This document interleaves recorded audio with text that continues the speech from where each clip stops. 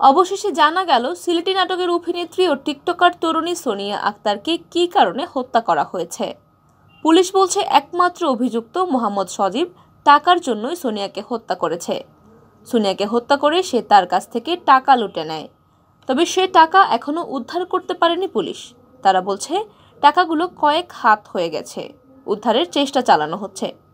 গত 12 ফেব্রুয়ারি দুপুরে সিলেট মহানগরের শেখঘাট খুলিয়াটুলা আবাসিক এলাকার নীলিমা 14 নম্বর বাসা থেকে সোনিয়ার গলাকাটা লাশ উদ্ধার করা হয়। তিনি সিলেটের জকিগঞ্জ উপজেলার শীতলজোড়া গ্রামের বিল্লাল আহমদের মেয়ে এবং দক্ষিণ সুরমার নূরজাহান মেমোরিয়াল মহিলা ডিগ্রি কলেজের ছাত্রী। তিনি মা ও সৎ বাবার সঙ্গে ওই বাসার 4র্থ তলায় থাকতেন। সোনিয়া সিলেটের আঞ্চলিক ভাষার নাটকে অভিনয় এবং মোবাইল ভিত্তিক অ্যাপস টিকটক ও লাইকিতে ভিডিও করতেন। পারিবারিক ও পুলিশ সূত্র জানায়, হত্যাকাণ্ডের আগে সোনিয়াদের বাসায় রাত্রি যাপন করেন তার মামাতো ভাই সজীব। সজীব হবিগঞ্জ জেলার আজমিরিগঞ্জ উপজেলার শরীফনগর গ্রামের মোহাম্মদ নুরুদ্দিনের ছেলে।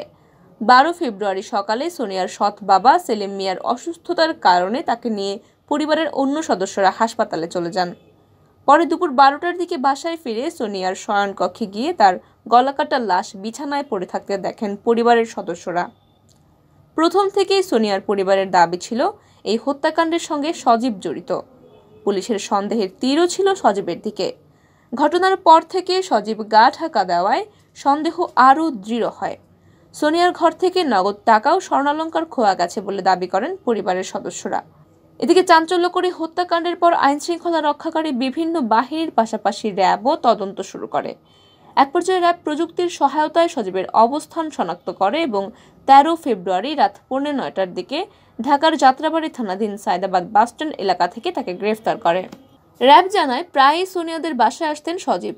খুনের ঘটনার আগে তিনি তার গর্ভবতী স্ত্রীর চিকিৎসার কথা বলে 7 দিন যাবৎ সোনিয়াদের বাসায় অবস্থান করছিলেন। ঘটনার আগের দিন সোনিয়া চাকরির সন্ধানে সজীবকে নিয়ে বিয়ানীবাজার যান। ওই দিন বিয়ানীবাজার থেকে ফেরার পথে সিলেট শহরের শেখঘাটে সোনিয়ার অসুস্থ খালাকে দেখে তারা রাত 12টার দিকে বাসায় ফিরেন।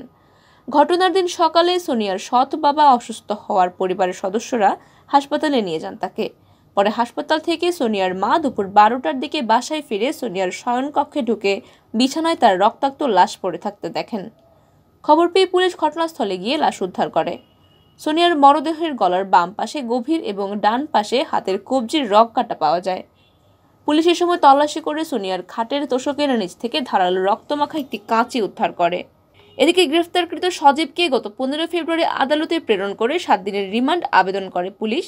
পরে অতিরিক্ত চিফ মেট্রোপলিটন ম্যাজিস্ট্রেট আদালতের বিচারক আব্দুল মোমেন 3 দিনের রিমান্ড মঞ্জুর করেন।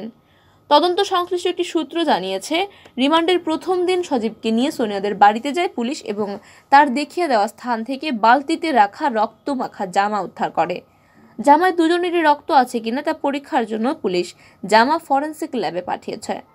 সূত্রটি আরও জানায়, প্রথম দফা রিমান্ডে দেওয়ার পর পুলিশের কাছে সজীব স্বীকারোক্তি দিলেও 18 ফেব্রুয়ারি তাকে আদালতে তুললে 164 ধারায় জবানবন্দি না দেওয়ায় পুলিশের আবেদনের প্রেক্ষিতে আরও 2 দিনের রিমান্ড দেন আদালত। 19 ফেব্রুয়ারি পুলিশ তাকে দ্বিতীয় দফা রিমান্ডে নেয়। রিমান্ড শেষে 20 ফেব্রুয়ারি আদালতে তোলা হলে টাকা নেওয়ার জন্য সোনিয়াকে হত্যা করা হয়েছে বলে জানায় সজীব। এরপর তাকে কারাগারে প্রেরণ করেন আদালত। সিলেট কোতোয়ালি থানার ভারপ্রাপ্ত কর্মকর্তা মোহাম্মদ আলী মাহমুদ সোমবার বিকালে জানিয়েছেন, টাকার জন্য সোনিয়াকে হত্যা করেছে বলে সজীব স্বীকার করেছে। তবে টাকা হাত বদল হয়ে গেছে, তাই এখনও উদ্ধার করা সম্ভব হয়নি, তবে চেষ্টা চলছে।